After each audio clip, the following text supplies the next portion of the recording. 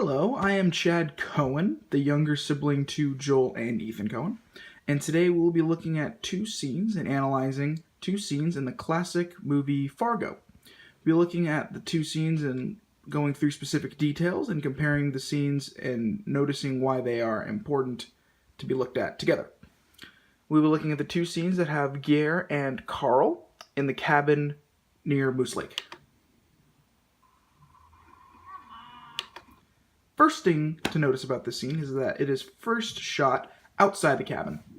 Two things really come out when this scene begins is the fact that these people inside the cabin are dealing with pure isolation. There's going to be no one else around them right now to hear them, to see what's going on, to notice that any illegal activity is happening. They're completely isolated away from anybody else. Another point that's brought up by showing it outside, and then when we get inside the cabin as well, is how cold this scene is. It's a theme throughout the film that the Minnesota winter almost plays as another character, not dissimilar to this scene also, where it is freezing inside the cabin, and we really want to show just how cold that the characters are in this scene, and first help to show outside conditions as well. And then, before we go inside the cabin, you first hear Carl, before we see him on the screen here. In one other scene as well, we hear Carl without him being shown in the scene, and that's when he is talking to Jer on the phone about the deal. Carl's voice is so loud, aggressive, passionate, that he can dominate a scene without even being shown on camera. Well, the opposite is true for Gare, where he is such a dominant force on the scene, his presence alone is enough for his character. He doesn't need the lines, whereas Carl is the opposite.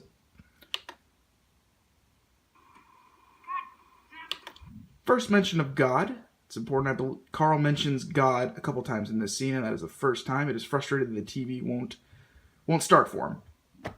Now we see Gare looking forward, not moving at all. Notice that he does have his jacket on over his sleeves. He's not just having it on his shoulders as he does in the other cabin scene that we see.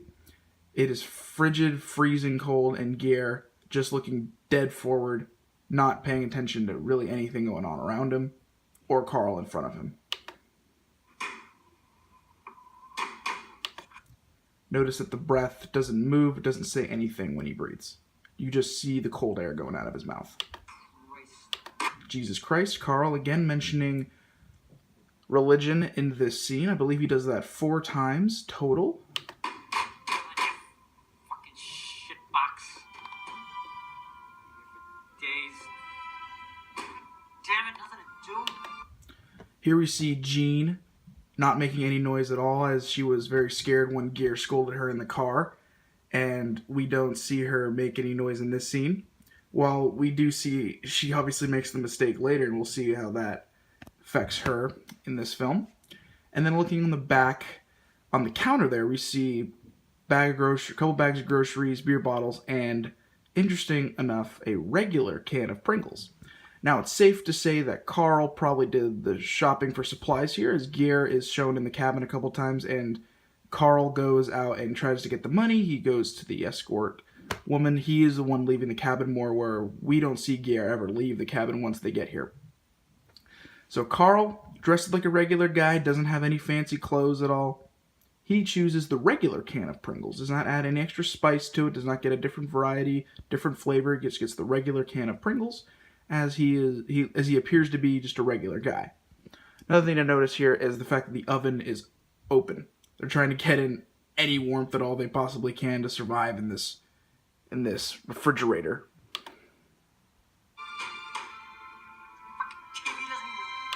Carl, so frustrated that he doesn't even finish the sentence. Says, fucking TV doesn't, probably was going to say that fucking TV doesn't even work, but again, doesn't finish the sentence. He is so frustrated about what is going on. Damn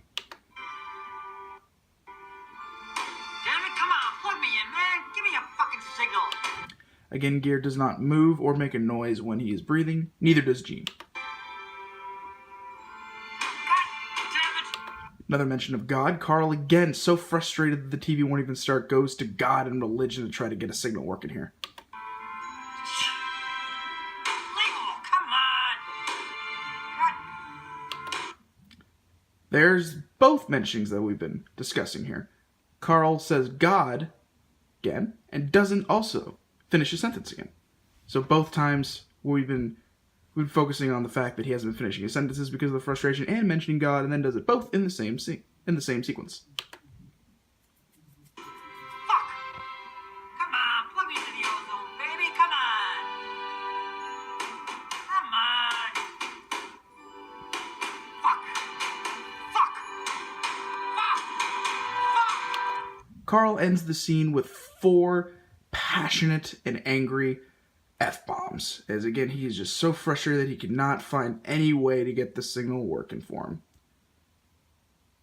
So that scene shows just how frustrated Carl is throughout the entirety of that scene, and the fact that Jean and Gier do not move even when they are breathing, do not speak even when they could have easily spoken to Carl about something there, decided to not even speak at all.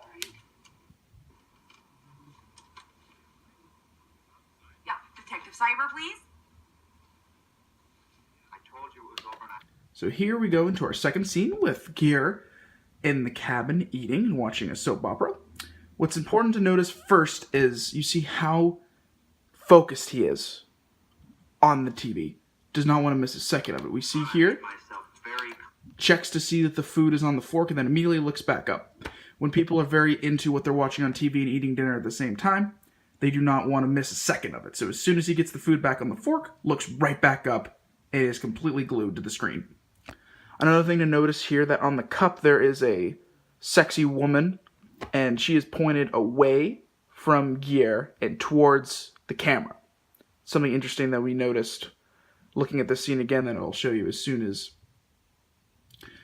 the scene goes to the side of Gier. But she is focused on us, the audience. We see her. Gier is not focusing on at all on the woman on the cup. He is much more focused on the woman on the screen.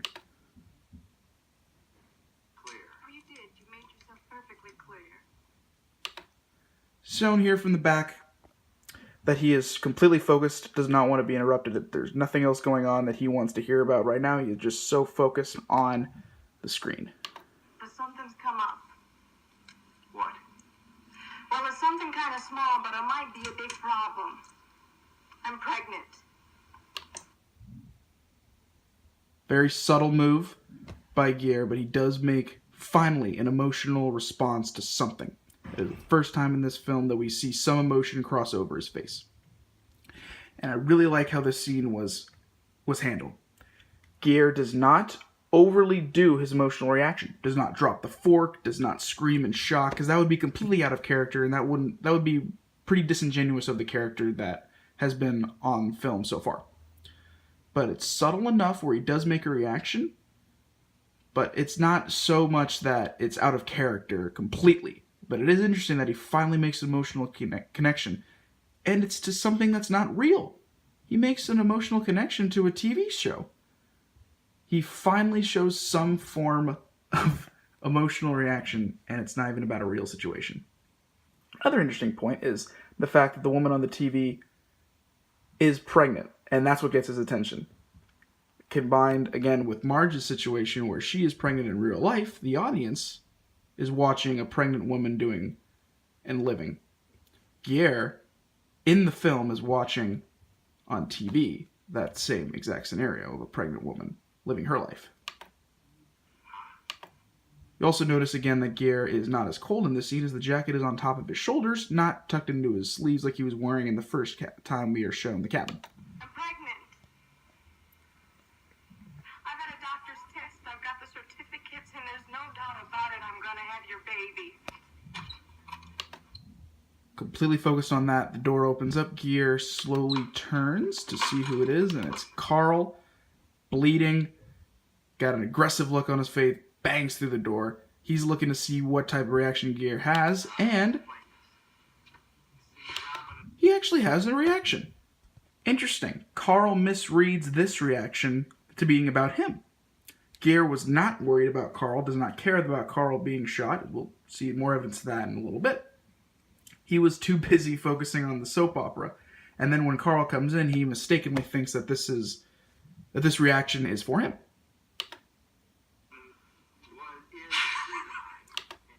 So Carl laughs with the classic line of, "You think I'm bad, you should see the other guy." But he doesn't need to say that because in his mind, he thinks that Gere already reacted to him being hurt. But he did not. Carl misreads the situation entirely. And in this film, we see Carl trying to connect with Gere, trying to make their business relationship anything more than just a business relationship. He tries to bring up casual conversations when they're driving, tries to bring up casual conversations multiple points in the film, and just doesn't get anywhere with Gere. Finally thinks he did it here. Finally thinks he got a reaction. Maybe that is the reason why he acts a little bit different in this scene and being so aggressive towards Gere. You should see the other guy. And again, Carl's trying to bring light into the situation. He did that earlier when they first get Jean out of the car into the cabin and she's stumbling, running around, and Carl laughs.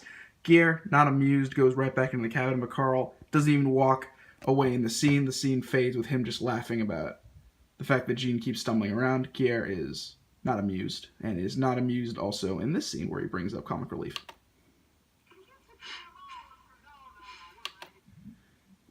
Gere's partner just came in bloody, laughing hysterically, had a pretty aggressive look on his face. Gere should be asking himself a million questions right now, or should be asking them to Carl too. Where's the money? How'd you get shot? Who else got shot? What else happened? He doesn't care. None of this comes out in a question form to Carl. Maybe he's thinking about it, but he doesn't ask anything to Carl right now. He doesn't care about the entire ordeal of why they're here in the first place.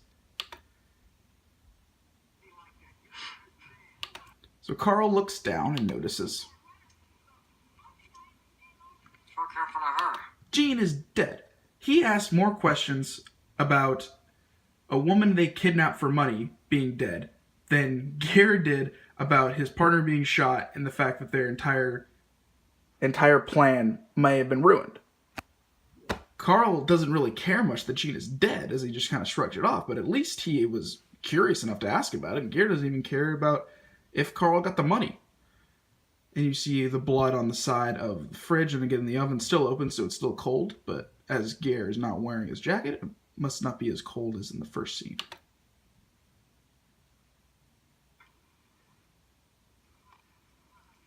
She started shrieking,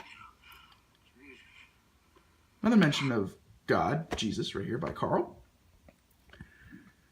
But Gere also said she started shrieking, and doesn't really explain what happened. He just, it's left for Carl to assume that he killed her. Now, I know Gere's a man of few words, but he didn't say I started to freak out, I tried to calm her down, I told her to shut up. He just said that she started shrieking, didn't say how he killed her, didn't even say he killed her. He doesn't say anything other than she started shrieking, He also says, to her when he's yelling at her back when they were driving originally in the car. And she started shrieking and crying.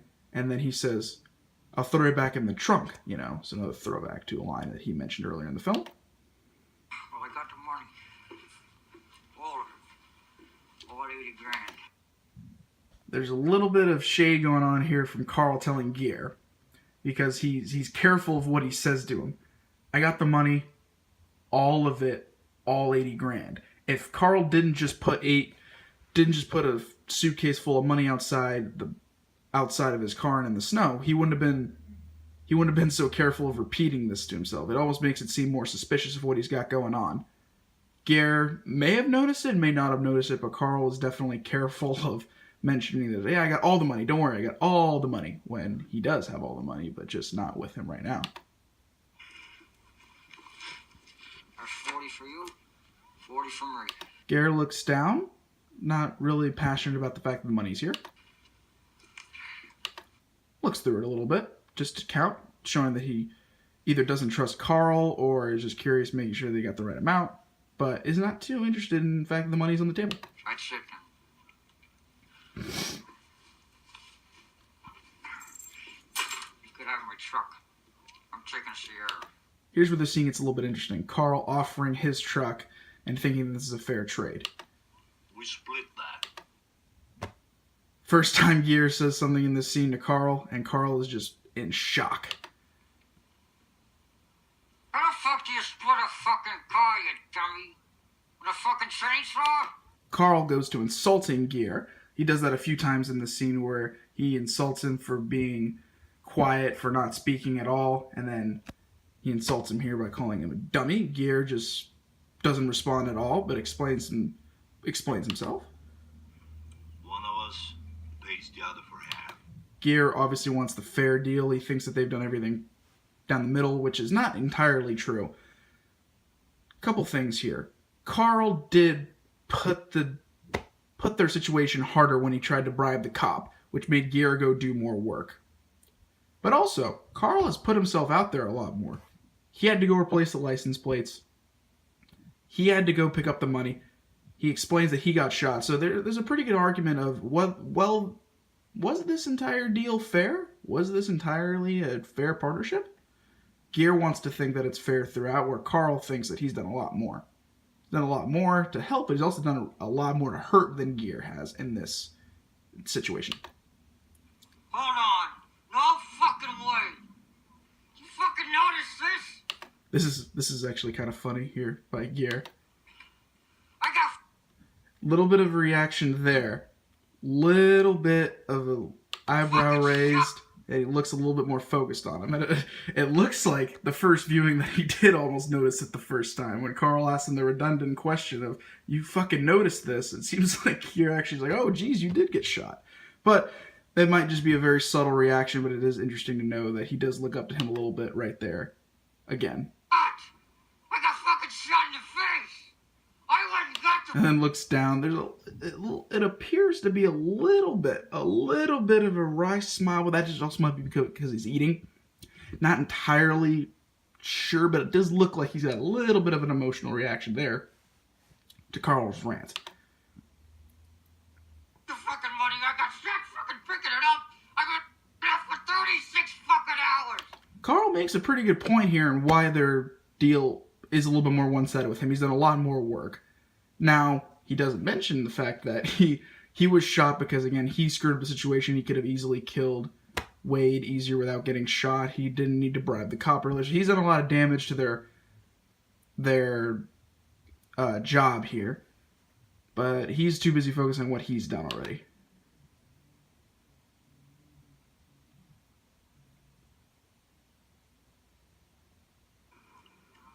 I'm taking that fucking car. That fuck is mine. You fucking asshole. Again with the insults. He insults him a few times throughout the scene where Gear doesn't really react. We don't see him react. And he insults him a few other times in the scene. In the film where Gear doesn't seem to value Carl's opinions or his threats. I've been listening to your fucking bullshit all week. That is the ultimate ironic quote ever said in the history of cinema. He's been listening to his bullshit all week, where then the next sentence he explains that he's being a, quote, fucking mute. He's complained all the time that he doesn't say anything, he doesn't comment, doesn't make friendly conversation. Then he is now berating him for, quote, listening to his bullshit when Gary said 2 sentences in this entire scene. Are we square? Dealing with equal square. Are we square? Threatens Gear, a little bit of a lean forward, trying to intimidate him. Gear doesn't react. Just eats the food. Maybe with a little bit more of zest to it, but not much. There's not much of a reaction to him here. Yeah, you fucking mute. Again with the insult, and then just, again, contradicts himself. I've been listening to your fucking bullshit all week, and then insults him for not saying anything. Are you listening to his bullshit, or are you bummed that he doesn't say anything? And if you see your friend Shep Bradford, tell him I'm gonna nail his fucking ass. Another threat to now is to at least someone that Shep Proudfoot vouched for, because he said that he didn't know his buddy Carl. He chokes Carl later and is pissed with him. He isn't pissed with. He doesn't go seek out Grimsword. He vouched for Grimsword, but he doesn't really appear to like Carl too much. And Carl threatens a person that at least Gear respects enough and likes enough to have Shep Proudfoot vouch for him. Stare of death, really, for Carl Showalter.